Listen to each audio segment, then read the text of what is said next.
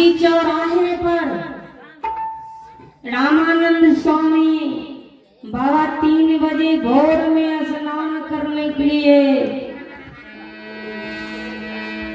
पौराणिक आते थे सजना। सदगुरु कबीर साहब बालक रूप खराम की ठोकर लगा कर रोने लग गया। स्वामी जी कह रहा है बच्चा रो मत चुप रहो, राम नाम कहो, राम नाम। बच्चा बोलो सीताराम।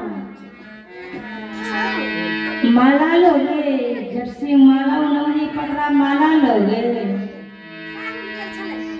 स्वामी जी स्नान में भीड़ गया, सदगुरु कबीर साहब अंतर ध्यान हो जाते हैं।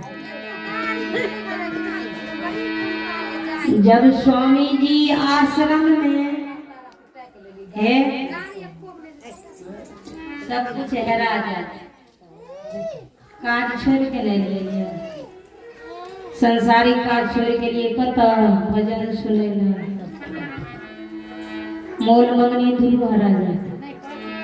जते हमरा अपना सब काज से संसारिक मंगनिया से छोड़ के जाइए ना, आई परमात्मा के भजन कर लेबे, सुन लेबे, मन में बसा लेबे, ई काम देते, ई संसार भव सागर से पार कर देते।